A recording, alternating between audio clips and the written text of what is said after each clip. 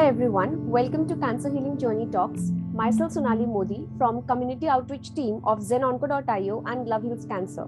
We guide cancer patients on adopting an integrative oncology treatment approach. We help them find the balance between medical treatment and complementary treatment approaches. And we help our patients with our team of oncologists, lab experts, nutritionists, and other healthcare professionals so that we can improve the treatment outcome for patients. We also help in connecting patients with other cancer warriors who have gone through this journey to address their queries. And we also share inspirational journeys to motivate cancer warriors. And we are happy today to have Ms. Jennifer Jones on this session with us. So, Ms. Jennifer, please start with the introduction. Hi, my name is Jennifer Jones. I live in Memphis, Tennessee. I am a breast cancer thriver, not just a survivor, a thriver, and I will be, I'm approaching my 1-year anniversary in January. Okay. So what made you go for the diagnosis? I felt a lump in my left breast, and I probably, like many people, maybe ignored it at first, thinking it was just something else. And finally, I went to my doctor and he examined it and he told me it was a cyst, but suggested we get a mammogram anyway. And I had been getting regular mammograms. So, and my last mammogram was fine. So I felt fairly confident that it was nothing, but nonetheless, I went and had the diagnostic test done and it came back as breast cancer. Okay. So, like, how your family took this news and how this news was disclosed to you? Well, it wasn't during the mammogram, then they did an ultrasound, and the radiologist who did the ultrasound said it doesn't look good. But at the time they hadn't done the biopsy. So personally, I'm not sure that she probably should have delivered it then, but she said, I'm pretty sure it's cancer. But we need to wait for the biopsy results, which was the longest, 4 or 5 days of my life. Mm-hmm. And then when I went back, they had the results and told me that it was cancer. They actually called me while I was at work and told me it was cancer. So I think my first response was shock, because you don't feel bad. I didn't feel sick. I was exercising, working. I didn't feel sick. And it takes a lot to process. It takes a lot to, your brain kind of goes into Into a for different me, state it of was, mind. yeah, it was almost paralyzed, like it was a bad dream or some sort of alternate reality. So I listened to the news on the phone. I hung up. I had work to do. I had meetings to go to. So I just sort of compartmentalized that. And so it took me a bit to process. And at the time they didn't know the subtype or anything. I didn't even know what subtypes were. So I didn't know if it was, I knew nothing. So those first couple weeks, while they're still trying to figure out your subtype and still trying to figure out your treatment and your waiting, and they're doing tests, probably the worst part for any cancer patient, because you just don't know. You just don't know if they're going to tell you you have a year to live, 6 months to live, or that they caught it early, they didn't cut it early. Like, you just don't know. And the best advice I give people now because I made that mistake, and there's probably thousands of women and cancer patients that make the same mistake, which is to go to the internet and start Googling, and this goes for the world in general. Don't go Googling, don't go trying to figure out if you're going to live or not. Don't look at statistics. Like, it's a terrible rabbit hole. And it's a horror place, because Google will serve you, statistics that may be old or that may be wrong. Like, it's just I finally just literally shut my computer down and didn't go to it for weeks, because it was mentally destroying me. Yes. So what treatment you underwent? So I was diagnosed with triple negative breast cancer, which is a very aggressive form of breast cancer. I went through 5 months of chemotherapy. And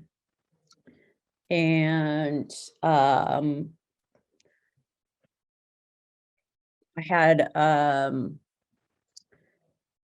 4 treatments of AC, and I forget the full name for it. And then I had 12 treatments of Taxol and look at me. See, this is Chemo Brain at its best, a platinum drug. And so 5 months in total, and lost my hair. Overall, though, I did okay. I mean, the side effects were bad, but I did okay, and had a great support system.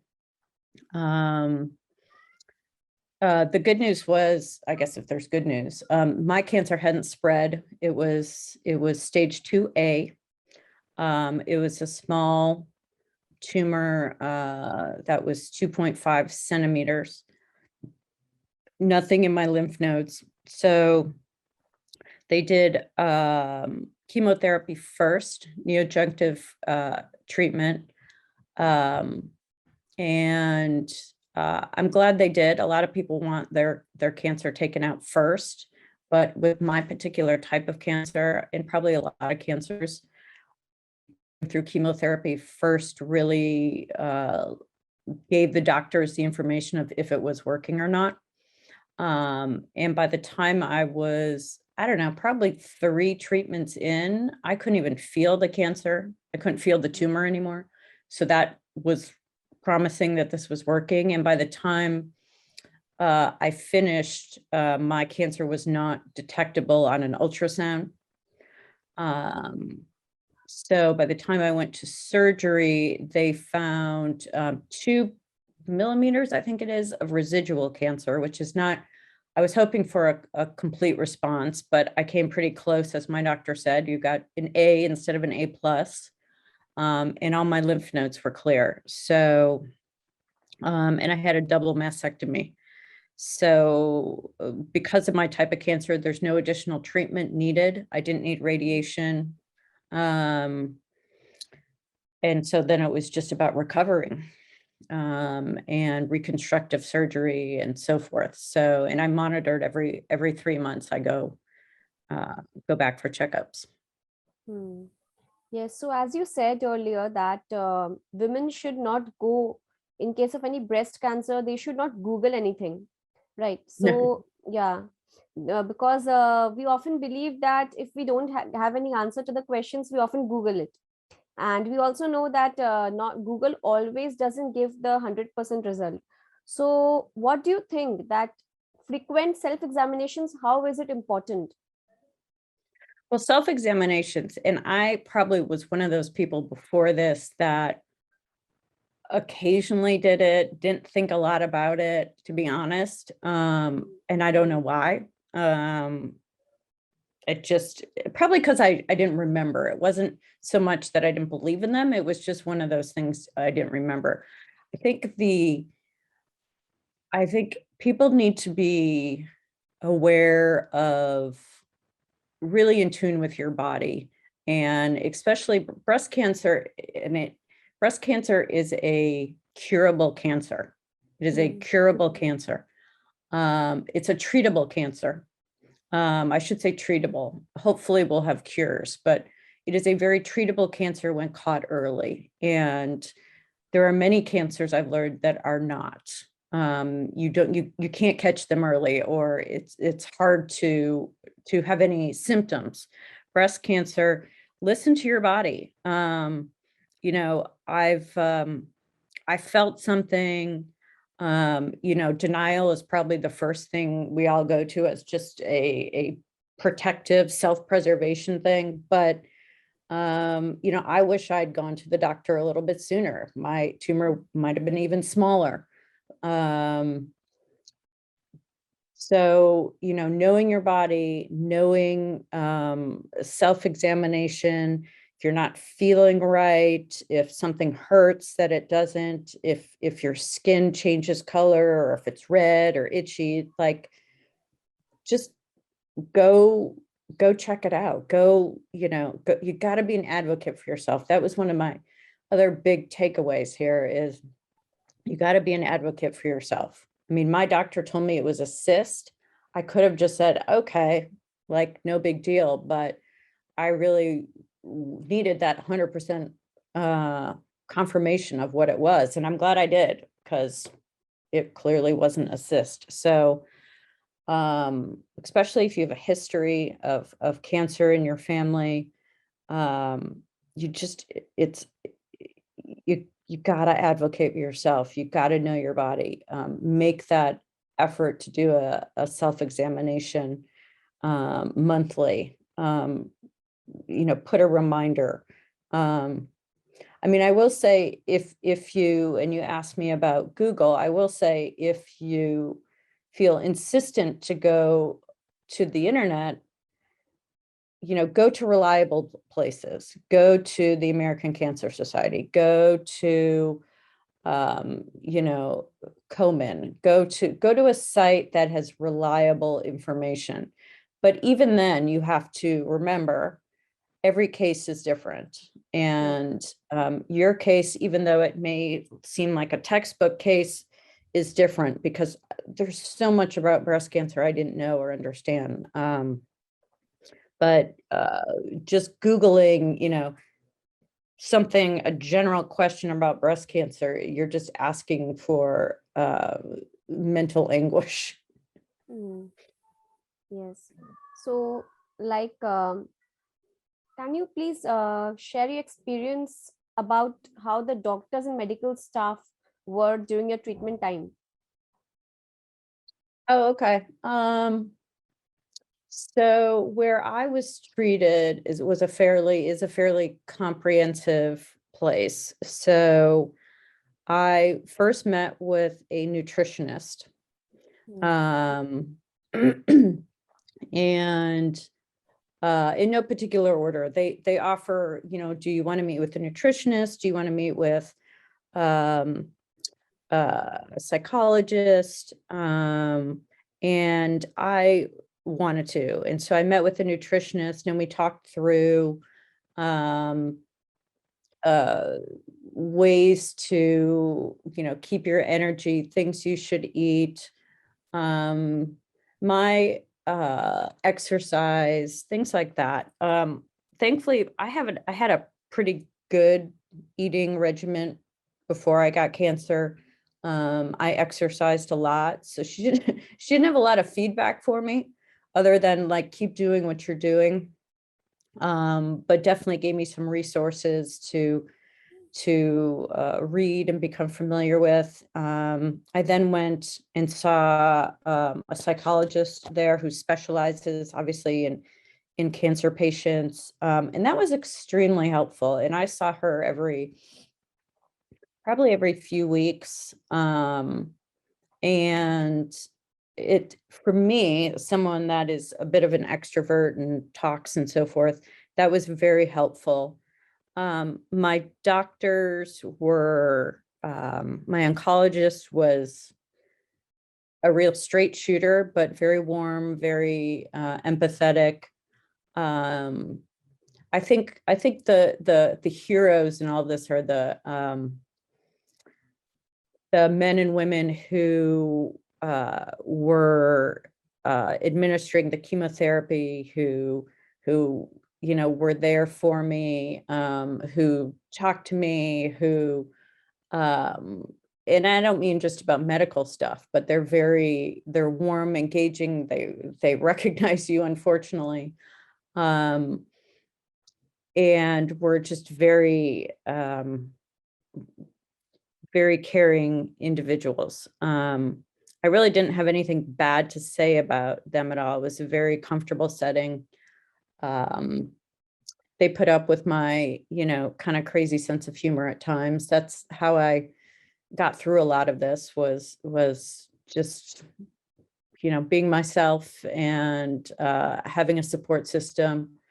So they, they were great. They were great in kind of a weird way. When I left, I was like, I'm going to miss you guys, but not miss you so much. I'm going to come back and visit. But they were all very, very great. Yeah. So, yeah, you went through chemotherapy cycles, and we all know that chemotherapy is a very tough process. So, please share your experience and how you coped with it, and what all difficulties you faced during the treatment. Yeah. Obviously the biggest side effect was hair loss, and that's probably the hardest for me, when I had to shave my head. And I had long hair. And a lot of people said to cut it off, and I just couldn't do it. So when I finally, after my second treatment, right before my second treatment, I had to shave my head. And that was probably a dark day. But once I got over that, and it took a little bit of time and used to that, my side effects were not horrible. I had some bad fatigue for a while. I tried to exercise as much I could, because that was something they really, and you read about, really helps with recovery. And so I tried, go walking, or moving around, or even if I, was really tired, it might just be walking up and down the stairs in my house, or just outside. I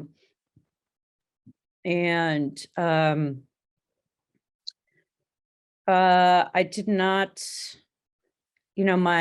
my taste buds, probably one of the hardest side effects for me was I had extreme dry mouth, which sounds kind of weird, but there were a lot of things I couldn't eat.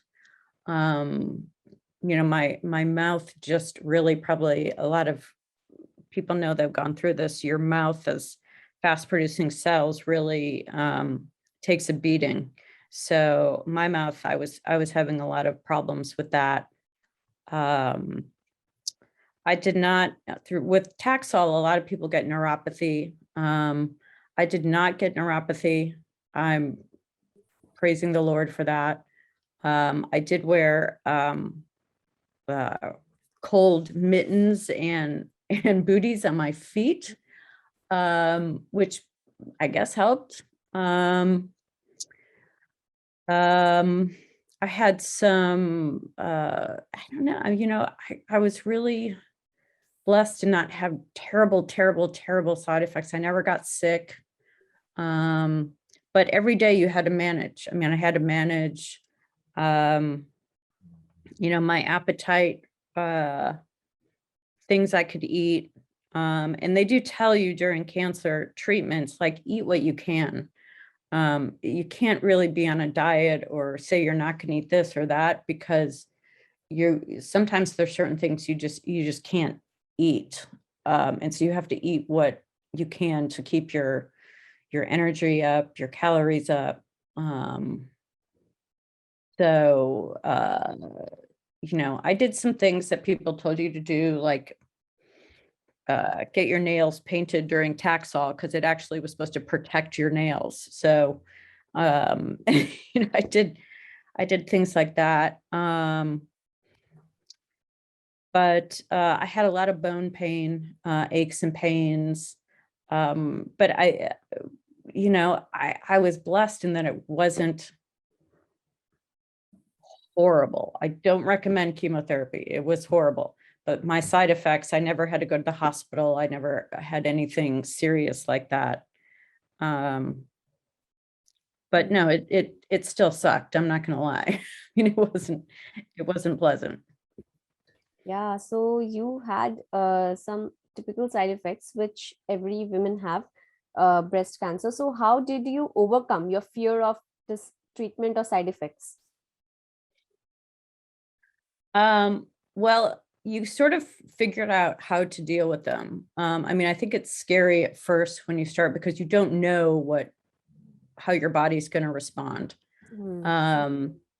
And so I tried to do everything they told me to do, drinking lots of liquids, water and juice or anything you can. Exercise was important.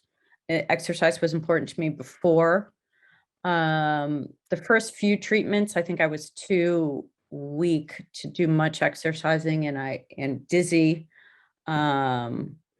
So, I really didn't do a whole lot, maybe a little bit of walking, but once I started getting into Taxol, which was a 12-week treatment, and kind of you sort of have to figure out how your body is going to respond. About halfway through those treatments, I decided I was feeling okay. And I started jogging, which is really funny. People are like, you started, and when I say jogging, I want people to know that I'm not talking, I was going out there running 7-minute miles. I was probably doing a fast walk, maybe even a trot, and in the middle of winter.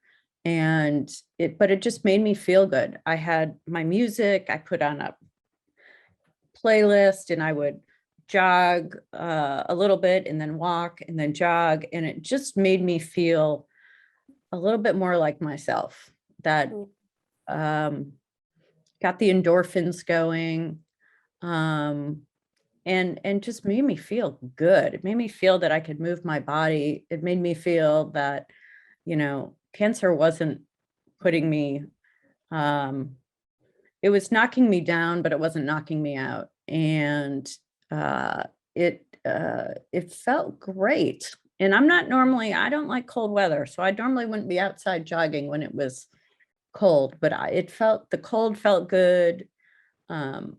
Breathing in the cold air, moving my body, sweating a little, it just made me feel good.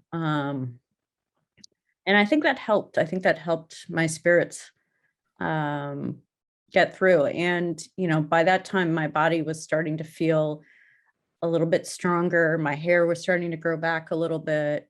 I still had some mouth issues and so forth, but I was starting to feel a little bit more human. And so that helped me a lot. Yes. So you surrounded yourself with positivity. Tried to be positive.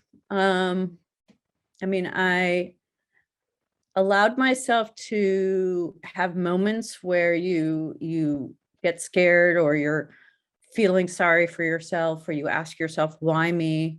But I tried to, I kept working during most of my treatment. So I tried to keep busy. Like I said, I didn't go on Google. I didn't do anything, what I called self-preservation. So I practice a lot of self-preservation. That includes, Facebook groups and things like that you might join, which are wonderful support places. But you also have people that write some scary stuff that's happening to them. And what I learned is I don't need to take on someone else's stress. And that's another kind of key takeaway. Reading through Facebook groups of people or women that have the same type of cancer or they're going through it. You're reading about some scary things of scans or metastatic or things like that are triggering, and suddenly you're scared. But that's someone else's stress. And so I would stop myself. I would literally put my phone down and walk away. You can't take on someone else's stress. you have to practice self-preservation. I didn't talk too much about the specifics of my cancer unless I wanted to, because I didn't want it to define me or trigger something. I really, the word I kept practicing in my head, not practicing, is just self-preservation. I have to do things for myself that make me feel good. And have my moments of where I'm upset and frustrated and angry, but not to linger in them too long. And that's still hard today. I mean, I'm sitting here feeling good, but I still have moments that I get down or I get depressed, and you know, I've got another 2 or 3 years, 3 or 4 years maybe, of, you know, worrying with this black cloud over my shoulder, is this going to come back or not? You know, and pray every day that is not the case. But if I sat and worried about that all the time, then I'm just robbing myself of the present. Like what will happen in future? Like what will happen? Overthinking. Yeah. Yeah. I mean, I can't control what's going to happen in the future. I can only control right now.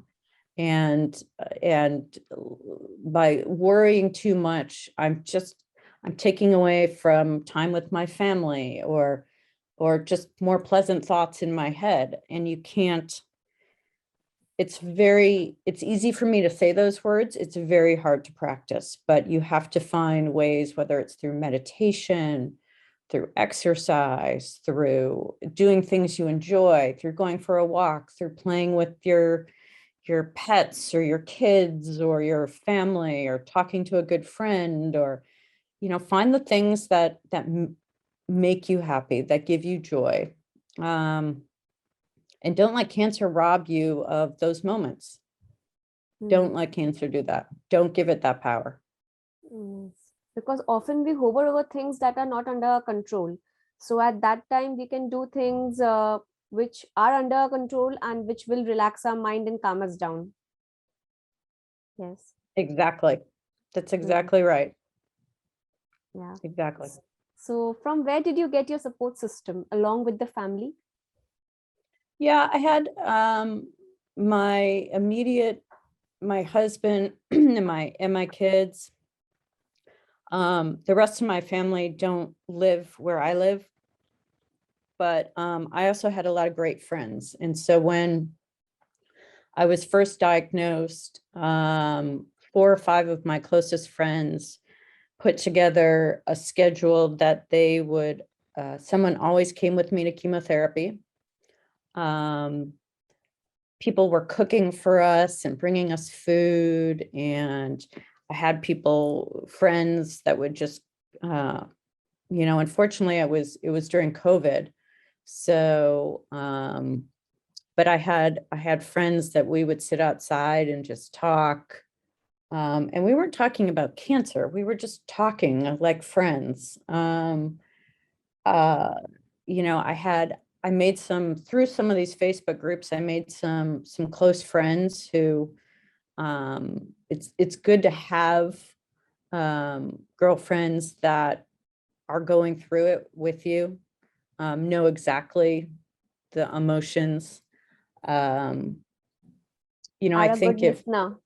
Are a good yeah, listener. Yeah. yeah. So that's what I needed. I read some books that were healthy for the brain. I talked to a psychologist. That was very helpful. So, you know, I had multiple ways that I got support, and uh, it certainly, you know, going through this alone or without a support system is rough, and I can't imagine doing it alone. So what do people need to expect when they get this cancer type?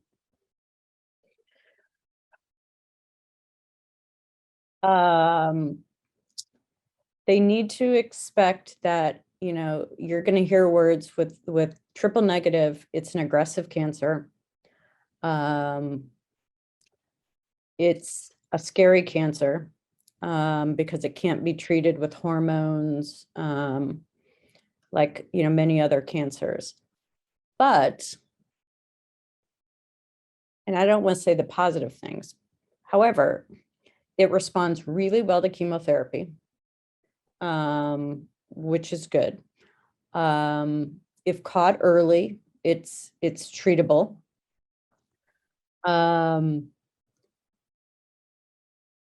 What my doctor said to me, and I'll hear on that. He said, "Listen, with this cancer, no, it's not the easiest cancer to get. However, this is a cancer that if it's going to come back, it usually comes back within the first few years.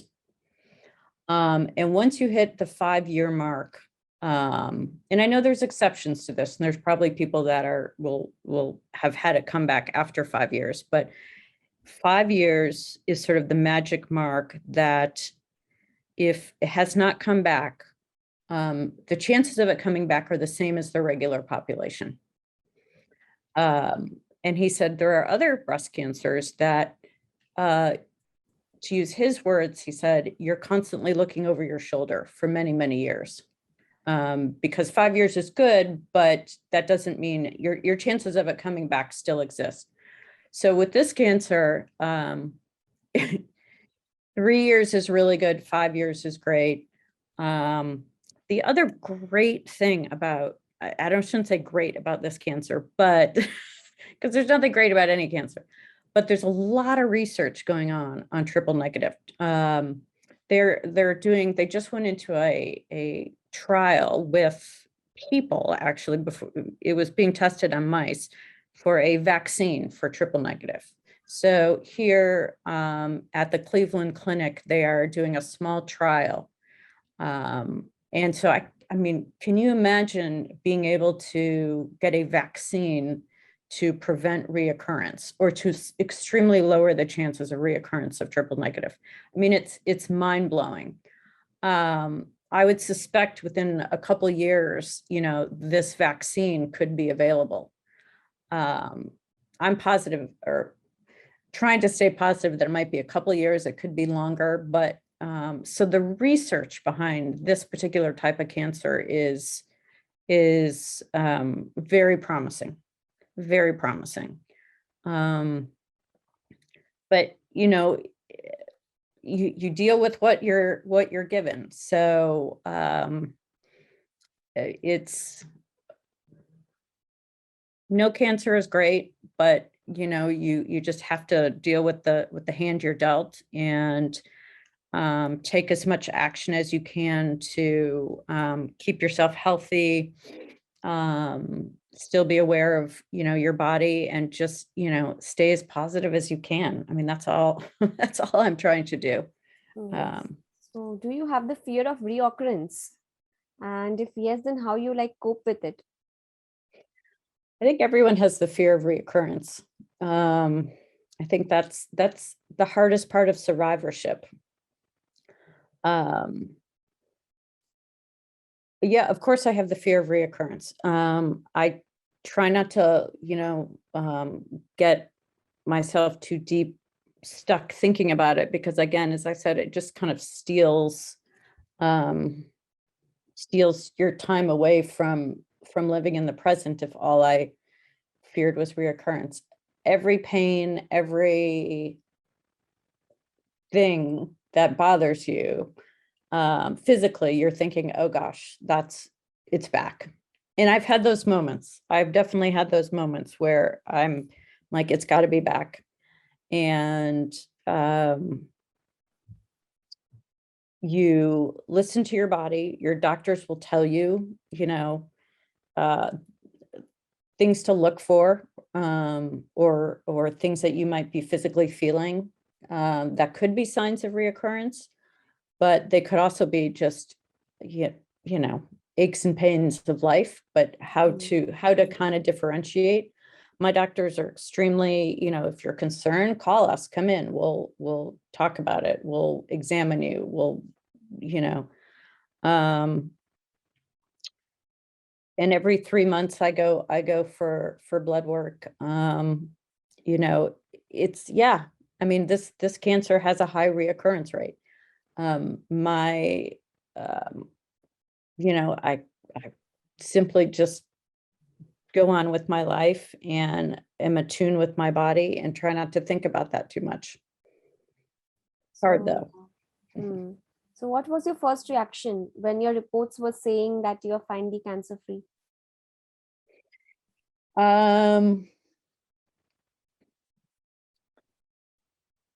Relief, tears, a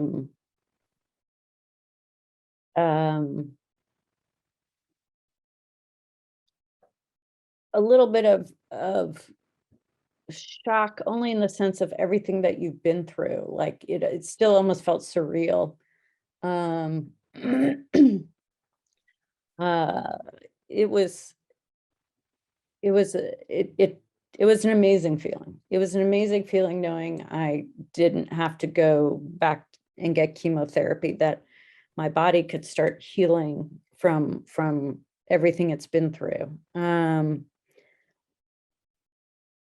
It's and it's scary on some levels because you feel while you're in treatment, you're killing cancer.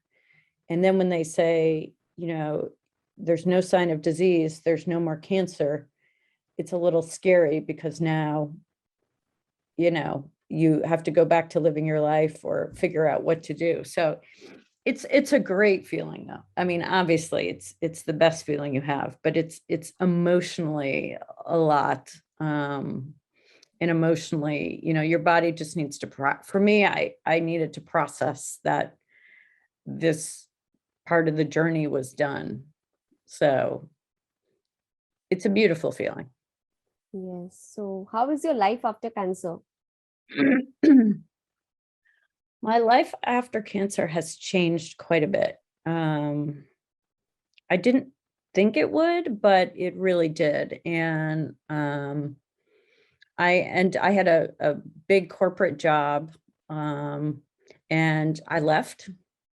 I wasn't loving it. I wasn't loving the stress it was putting on me. It was probably not, the healthiest place for me to be working in terms of just the amount of stress and anxiety that it just put on me at such a big job. Hmm. And I had a realization one morning, getting ready for work, that if I were to live for 2 more years, and let's pray that's not the case, but is this what I would want to be doing? And that was sort of my sort of wake up call. And I thought about it for a moment and I thought, no, this is not what I would want to be doing. And so I left the job. And I took some time off. I still had a couple more surgeries, reconstructive surgeries. So I took time off for me. I took time off to spend with my family, to enjoy the warm summer months. And it is probably the first time, not probably, it's the first time in over 20 years that I've basically just had time for me. And it was fantastic. And I decided fairly recently that one of the things that I felt in my community was missing, was a place for women who, like myself, have finished treatment, and your body is pretty beaten up by then. A lot of people gain weight from the steroids. You lose a lot of muscle tone. You just don't know where to go. And so what I'm doing, is I'm in the process of getting my certification to become a fitness trainer. And I want to open a kind of boutique fitness center here for women similar to myself who are coming off, whether it's a cancer or something similar, and just want to get their their physical and emotional self back. And you're creating a community of women who have shared experiences, who can begin to feel whole again. And so I've started my own journey here to create a new place in my community that women can go to really start feeling like themselves again without judgment, with empowering statements and milestones and ways to just get them feeling better. I'm gonna have nutritionists and dietitians and specially trained fitness instructors that are familiar with the type of surgeries and other things that women go through in recovery from cancer. So it's a big, lofty dream, but it's what's at the moment giving me motivation and joy to keep moving forward. Yes, that would really inspire a lot of women and also give them a hope that being a survivor of fighting cancer is not the end. The journey has just begun. Well said. Yeah. Well said. So every crisis in life teaches you a certain lesson. So can you please share your life lessons you got from your cancer journey? My life lessons. No one is guaranteed a long life. And do what makes you happy. I'd say my other life lesson is to live in the present. I was probably, like many people, on your phone a lot, had your head buried in your phone, not always being present. And when you're faced with a diagnosis that could mean you might not have a future, you want to live in the present. I think the other thing it's taught me is just to enjoy simple things. Spending time with your kids, your family, saying I love you,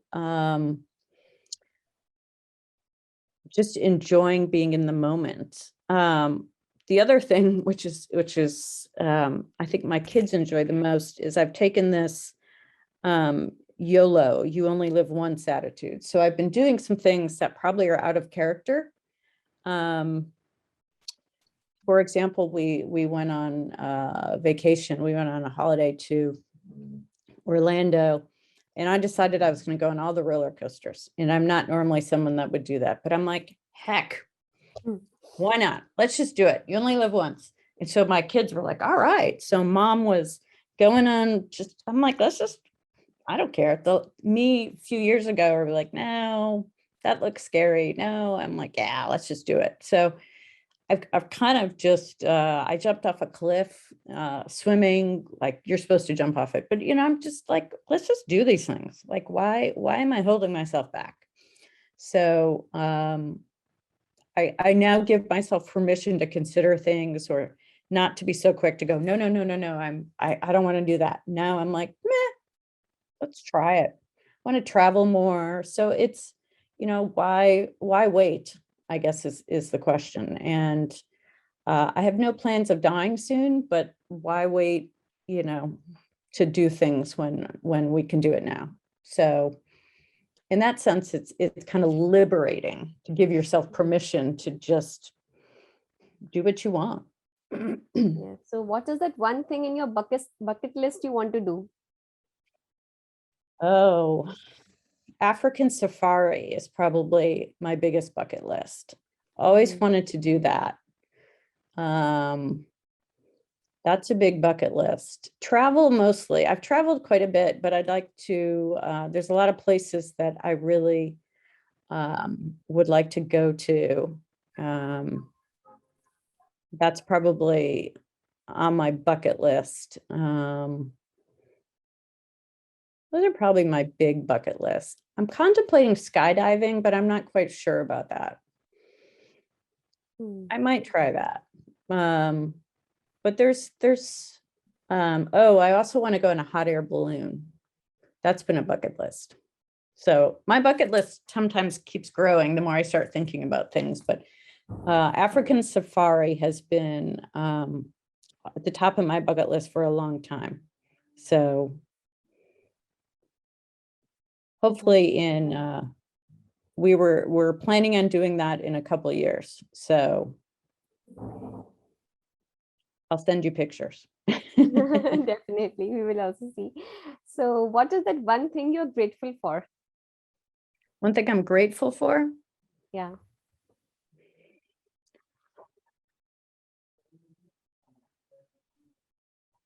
one thing. I think one of the things I have a bracelet that had a friend gave me that says, I know you can't see it, but it says start each day with a grateful heart. And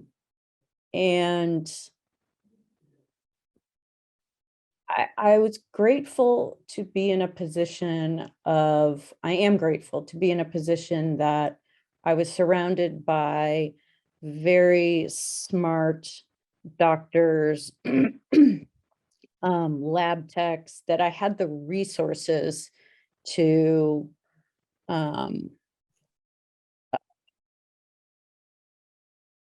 get treated. I was grateful that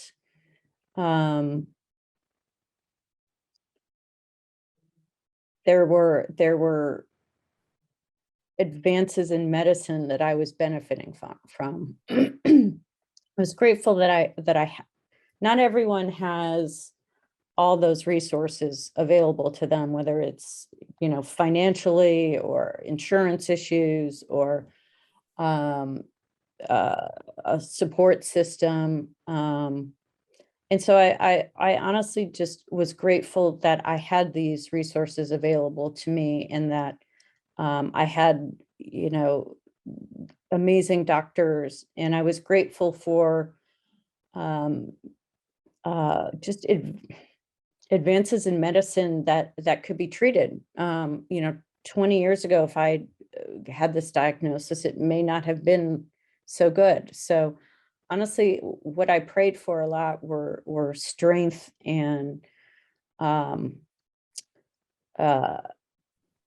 support for all the people that were researching breast cancer, that are in the labs, that are scientists, that are doctors, and that are trying to cure this disease.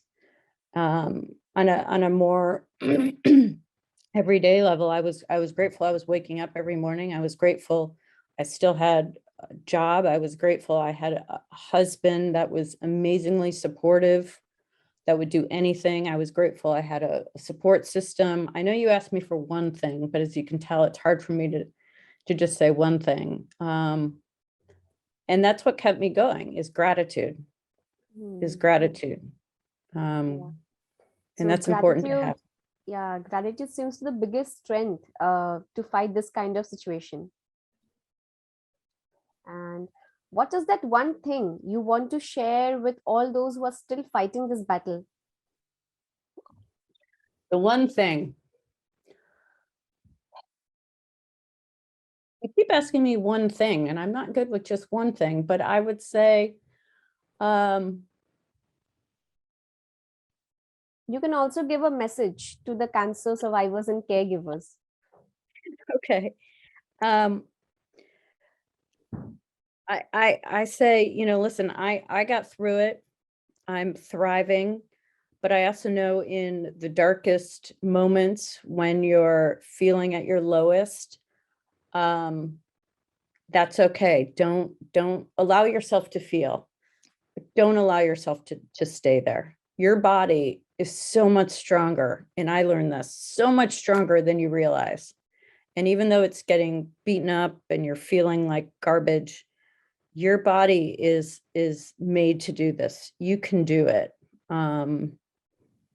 Uh, find an outlet when you're feeling dark. Find an outlet. Find I would find some funny shows on TV or talk to a friend or, allow yourself something. Just don't dwell in the darkness. You will get through it. You will get through it. It is not a death sentence. I feel great. I do. I feel great. And it takes time, but trust that your body is strong enough to do this. Trust in your body and love your body. It will get you through this. Just divert your mind from the fact that you are fighting this battle, and like hold on to things that ultimately makes you happy. Yes, you say that much better than I did, but yes. Yeah. So what is that? An act of kindness you will never forget.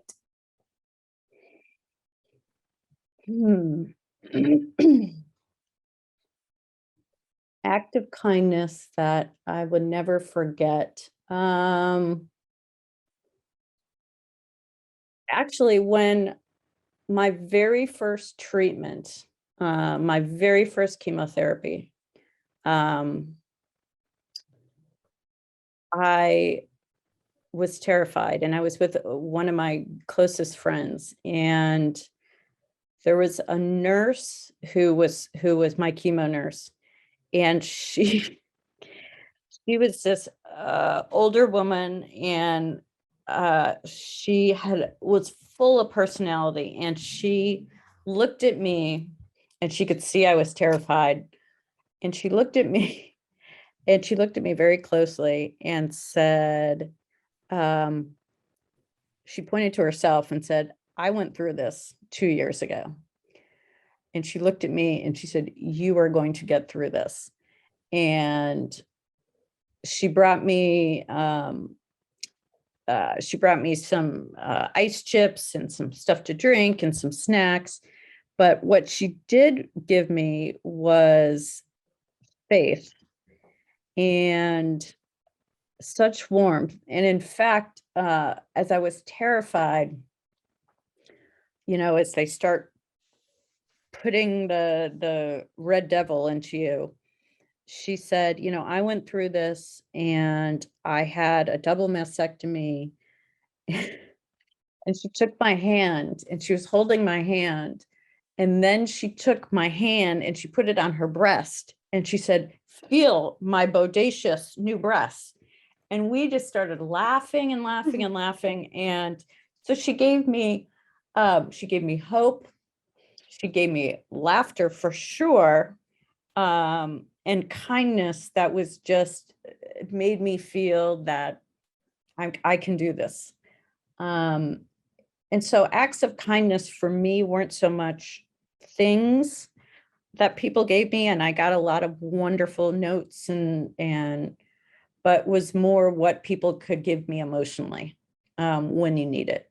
And she started my journey, giving me faith, giving me hope, giving me a big hug, letting me touch her fake breasts, which was very funny. So she gave me some humor. So that was the best gift people could give me. Yes. So what would be a one-line message for the world? Hard questions. For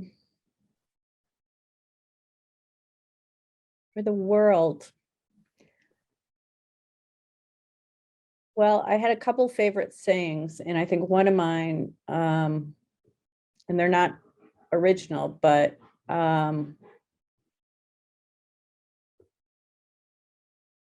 I'll have to go with, and I have it also on a bracelet, is beautiful girl, you can do hard things. You can be strong when strong is your only choice. You can do it. So what have you learned over the years that you think would lead you to a better future? I've learned that sometimes the path you thought your life was going to take is not always the intended path. I've learned that cancer although is a devastating diagnosis, sometimes is a catalyst to putting you on another journey that maybe that's what you were intended for. I've learned that life is precious, that appreciate what you have, be grateful for what you have, and take risks, calculated risks and all, but you know, why wait? Why wait? Do what you love and love what you do. Yes. So, what are the things that you appreciate or love about yourself? That's a good question because I'm a terrible critic of myself right now. I think the biggest thing is I appreciate my body. I appreciate my soul and the strength within my body that I didn't know I had. And I don't mean the physical strength. I mean the internal strength of what my body went through. And it's a lot, but my body took me through it, allowed me to get through the journey, kept me, did what it was supposed to do. I appreciate that. Sometimes I want to give it a hug. In the beginning, I was angry at it, but now I'm grateful that it was the vessel that got me through the journey and that it was strong on the inside to get me over this.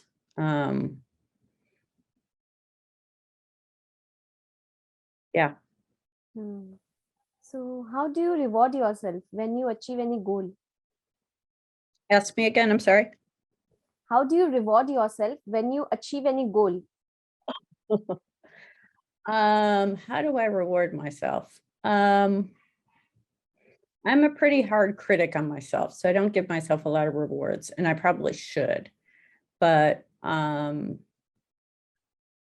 I'd like to do little things for myself. I might go buy some new shoes. I might allow myself a treat. But what I like to do probably most is to do things that are good for my body. So it might mean a nice long walk. It might mean a massage. It might mean, uh, you know, just sort of sleeping late. I don't know. It's for me, it's the little things, not so much the big things. How I reward myself. If I'm really, really rewarding myself, I might, you know, buy a milkshake or something crazy like that. But you know, I like to just treat it nice. Treat myself nice. Someone said to me, oh, I don't have my phone. I wrote it down, but self-care should not make you feel guilty. And that's a bad, she said it much better than I did, but it shouldn't make you feel guilty for stopping and taking care of yourself. And so I just find little ways to do that, to reward myself. Yes. So, are you a working professional? Am I working professionally? Yeah. Not anymore. I'm working to become a personal trainer. My background is marketing. I have done some consulting, but I am doing something I love right now.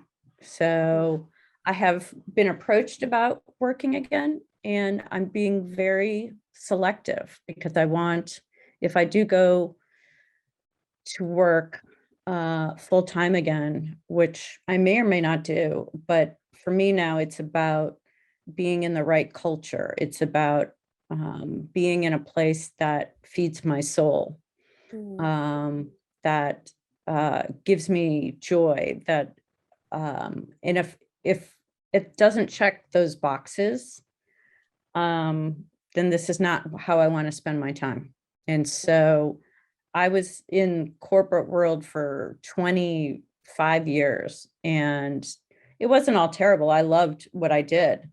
But it was creating a lot of stress and anxiety. And so now I'm being selective, and I'm grateful that I have the ability to be selective. Not everyone can. So that's where I am, but open to opportunities, like I said, but selective on Selective. accepting those opportunities. Yeah. So during the time you were going to the cancer journey, were you working at that time? Yes. I So, worked the entire yeah. time. Yeah. So how did you manage your personal and professional life at that time?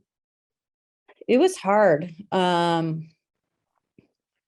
I, at the time, was working from home. It was during COVID, so I was able to work from home, obviously. I had to really just manage myself. I was someone who would work, 9 to 10 hours a day and come home and be on my phone or on my laptop. And I definitely could not do that. So I started just having to manage myself. I had a boss who was very understanding and very supportive, and knew that, going through cancer treatment was hard.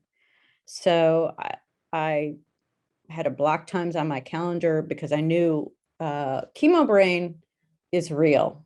Chemo Brain was probably one of the hardest side effects, because it was it and I still have some remnants of it, but trying to do complex work or sitting on Zoom calls for 2 hours, like I couldn't physically do that. So I just had to really manage my time. I had to prioritize.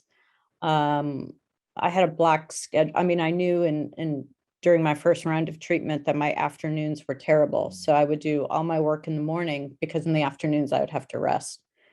So and it was, honestly, it was good. It was good to work. I can't imagine just sitting around if I wasn't working, because that's probably even worse. So kept my brain going, kept me engaged with people, kept me involved. So but it was tough. I mean, I have a lot of empathy for people that, would have to, in my circumstances, have to go to a job or have to work 9 or 10 hours a day, because it's very physically demanding on your body, and it's tough. So I did work, and but did take some time off too, because it really, it's a lot. Mm. Yeah. So at zenonco.io, like we help towards the betterment of cancer patients through integrated oncology approach. So what are your thoughts on the same? What are my thoughts on that? Yeah. I think it's amazing. I've gone through your website, and I think it is absolutely critical, because it's not just healing the body physically, but the mind, and and that's almost harder. And so taking an approach that helps you physically get through your treatment, and then other things that help, whether it's acupuncture, uh, therapy, meditation, all of those things are so important, so important. And to have a place that can offer kind of a menu of different things and treatments, um, you know, art therapy, creative therapies, things to keep your mind engaged, more holistic approaches. Absolutely. I think that's how all cancer treatment should be, to be honest. Yeah, because And everyone focuses just on the medical treatment. But in India, if we think personally, a lot of things are be done in the form of medical treatment. But after medical treatment, many patients like they suffer from pain, nausea, so they have side effects. So after that, if we follow a holistic and integrative approach, then that will be also good for the patients, because that will help them in their faster recovery. Absolutely, 100% agree. 100%. I didn't have all of that here, but I did have knowledge on those types of resources. But I would have definitely wished for if there was a single place that is part of talking through your treatment also brought up various other ways to help with side effects or help you mentally or nutritionally, like all at once. I think that's the best, most positive outcome of treatment. I 100% on board, completely agree. That's why I agreed to do this interview, because I think your approach is spot on. And if I happen to have lived in India during this, I would have definitely sought out a place like, and I'm sure in the United States there are those places, but where I personally live, there wasn't something as integrated and holistic as that. So I think it's amazing. So if you have to sum up your journey in one sentence, then what would that be? You and your one sentence in one word, my journey.